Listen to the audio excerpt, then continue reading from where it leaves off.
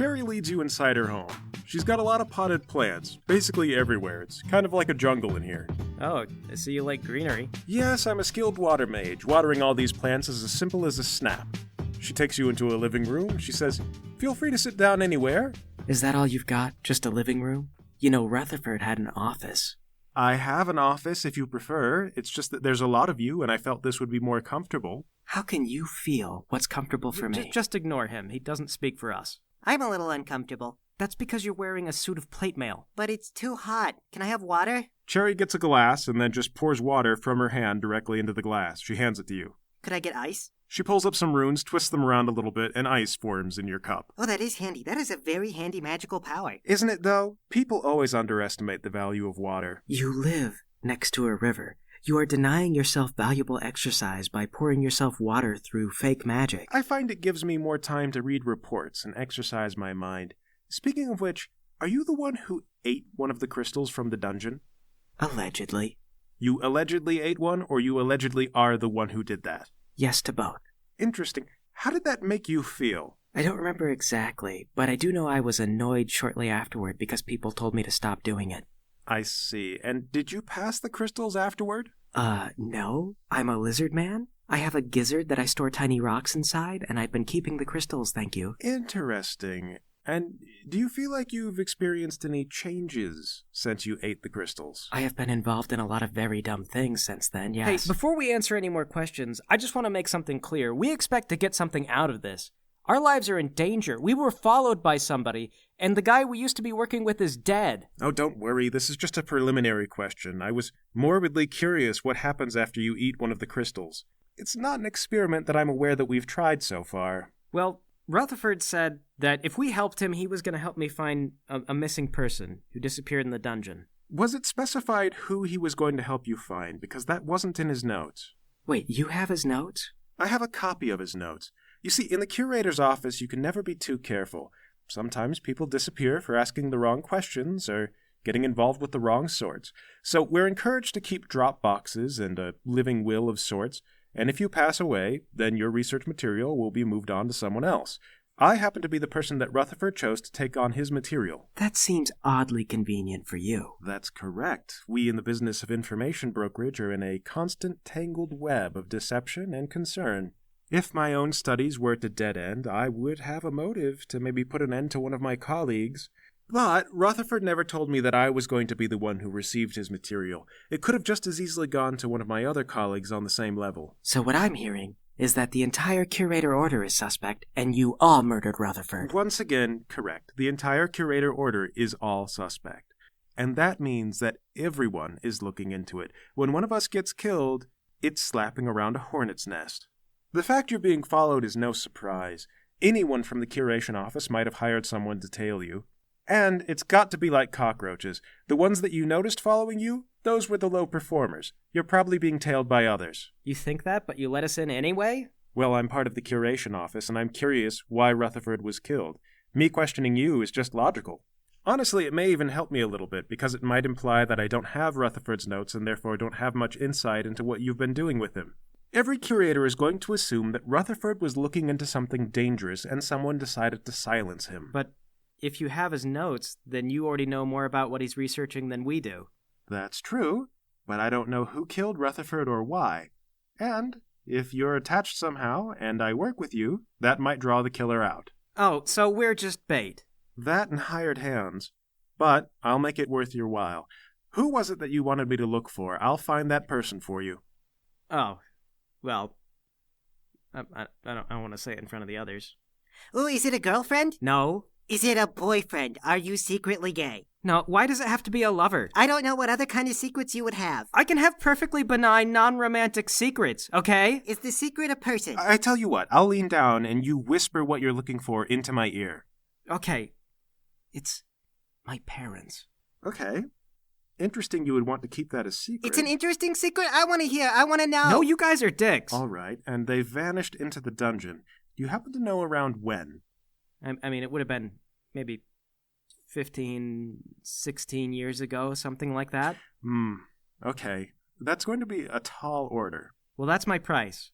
And if you can't do that, then I'm out. All right. That's a fair bargain.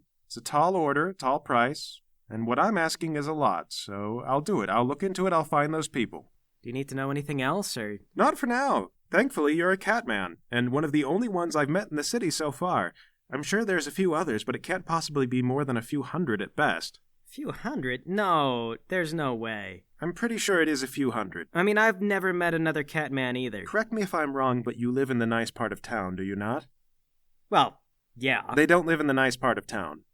Oh. It is a girlfriend. You can't trick me. Elvis, it's not a girlfriend. Paul, it's okay to be in love. Okay, I've got more information, and this is really important. They disappeared when I was little, and Namir was the one who got them in there. That's... Namir? The temple owner? Yeah.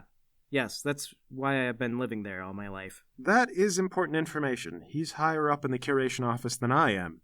So, what does that mean? Well, it could mean his reasons are secret. God...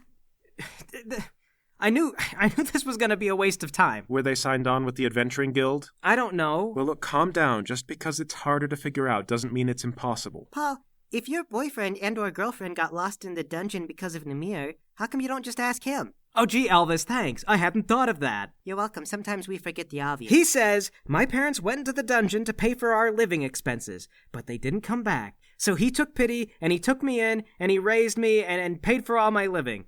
Well, that's plausible. Is there a reason you don't think that that's the case? I mean, nothing concrete, but Namir drinks sometimes, and he knows that I've wanted to go in the dungeon and look for answers myself, and one time he got drunk and he was laughing about how one day I'm going to go in the dungeon and I'm going to make Namir a whole lot of money. And then he laughed like it was a really funny joke. And you know what? He's never taken me seriously. I have been wanting to train in the martial arts for ages, and kids half my age are taught the arts before I was. All right. I see it's a raw issue. Well, I tell you what, if we can find some basic paperwork on it explaining where the bodies went and what happened, odds are very good, just following Occam's razor, that the story is true, and Namir just doesn't take you seriously. The paperwork could be falsified. It could be, but that would require some effort, and before we make that kind of accusation, we would have to find a motive. Well, he's a curator. Mr. Paul, I'm afraid that's not a motive. But there could be all kinds of reasons. He could have gotten them a ticket to go down there because he wanted to see what would happen if a giant bug ate their heads or whatever. He could. And that's the thing, though, is I'll find paperwork explaining why he hired them, who they were connected to, and usually the purpose of their visit to the dungeon. I'm not saying you're wrong, I'm just saying I'll look into it, and I'll find out what I can, and I will let you know. But what if you don't find anything? Then we will mark it down as hours billed. Normally this kind of private investigation would cost you something, but in this case, it's just your cooperation I'm looking for. Okay, fine. But I don't want to do anything crazy or illegal. Understood. And the two of you, Elvis and Lowry, what would you like? What was Rutherford giving me again? Money, apparently. Oh, then that's fine. Mr. Lowry, I don't have anything written down for you. What was Rutherford paying you? You people insult me with the assumption that I require material goods. Looking for information is also a sort of exchange. I don't need material information either. The only thing that I'm seeking is enlightenment. So was he providing you with drugs? No? Is that an option? Well, it depends on the drug. No, you're trying to get me hooked on drugs. No. Sorry, I'd assumed you might already be an addict. In the notes it said homeless, ? And possibly schizophrenic. Society always doubts a genius. I'm sure. So what is it that you want? How can I pay you? By not paying me. Okay, done. Good. Perfect. Do you see how much better that felt? I don't understand. We didn't exchange goods. Don't you feel better about having not done that? Isn't life better from not having made deals? I suppose, yes. It's looking very bad to be in debt to you at this moment. And there you are. Meditate on the wisdom that I've dispensed to you, and I will be happy. Great. Lovely. Grand. Okay, well, let's get to the business that I wanted to discuss. Okay, wait. I feel like I'd like you to reflect a little bit longer on my teachings. Is this long enough? Have you fully digested the meaning of my words? I think so. Then I've done as much as I can. Go on. All right. Then, Rutherford's studies were focused on the crystal resonators in the machines in the dungeon. Those are the crystals that you've been eating, by the way. In fact, it's a subject of study for most of the curator office because we're very curious about how they work and if we can reproduce the technology. At the higher level of the dungeons, the crystal lattice is relatively simple. We can reproduce it, albeit at great cost. But the deeper you go, the more complex the lattice structure becomes. The lattice is sort of the internal arrangement of the crystal. There's a couple of theories on the exact purpose for their use, but one of the more popular ones is that it's a sort of resonator or amplifier. A small amount of magic feeds in, and then the crystals amplify the magic and make it more potent. I have 2 issues with your theory. First of all, magic doesn't exist. Second of all, you can't just interchange resonator and amplifier. What do you mean that magic doesn't exist? Don't get him into it. Just Paul. go on, please. Well, I'm getting to the amplifier thing. You see, the theory is if you could get 2 or more of these pedestals to activate at once, and you could somehow harmonize their activation, then they would resonate together and you would double the amplitude. Like a wave. I am so lost. More than one pedestal make bigger magic. But the dungeon is full of pedestals. Precisely. Since there is no magic, even if you multiply 0 by 2, you still get 0. Your theory on magic is new to me. Do you have a manuscript that I could read that would help me understand a little better? Lady, I can't read. How do you expect me to write? Has anyone else written about your theories? Writing is hurting your brain. You should practice memorizing important concepts. All right, well, the bottom line is that we haven't been able to actually harmonize these pedestals to prove the theory until very recently.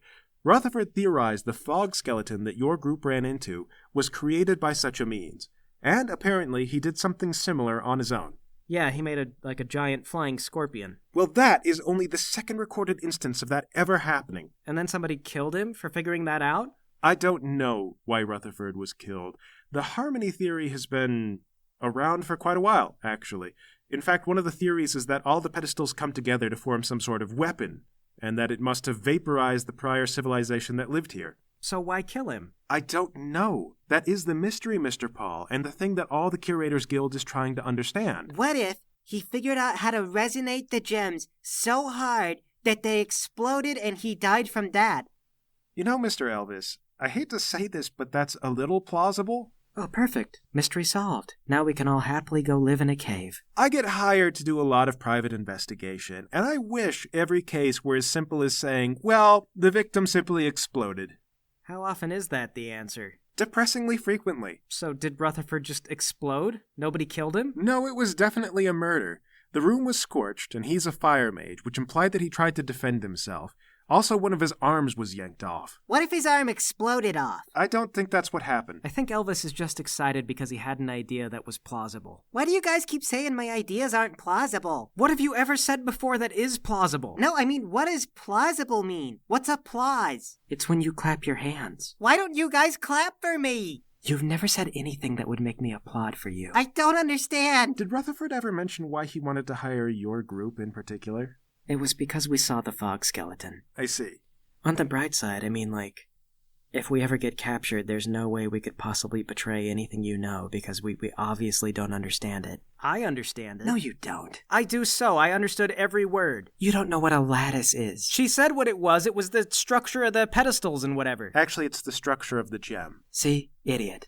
The gem, whatever. That's what I meant. Lady, you shouldn't hire us to do anything. We are going to terminally screw everything up. Normally, I would agree with you. But unfortunately, I'm in a bit of a bind, because you present a unique opportunity. So if my ideas are going to be more plausible, should they just be performed better? The fact is, you're being watched by concerned parties. Nobody else is. So, if I want convenient bait, which you are, then I need to use your group. Bait for what, exactly? What are you trying to get them to do to us? Well, I don't know why Rutherford was killed. It doesn't make a lot of sense. But whoever killed him had a reason, and if we can find out who did the killing, we'll find out the reason. Aren't the police doing this? Mr. Paul, if we find out who's watching you, and then who paid them, and why, we might find out who killed Rutherford. Or we will waste a crazy amount of your time, and you could cut your losses now and walk away from this. Mr. Lowry, if I thought like that, I wouldn't be a curator field agent. I'd be an accountant. Well, maybe you should be, because they're obviously a lot smarter. Here's my plan. We'll lure out your tails, and then ask them what they know. No, we already tried that. We invited them out to pizza, and they wouldn't tell us anything. And it was such crappy pizza, too. We didn't even get to play the game. I was envisioning a slightly more forceful interrogation. I wouldn't even know where to begin with that. Well, that's just fine, Mr. Paul. You're in luck, because I know exactly how to ask the right kind of questions. I'll come with you. You've already had lunch, so let's go get drinks. You can introduce me to your new friends along the way.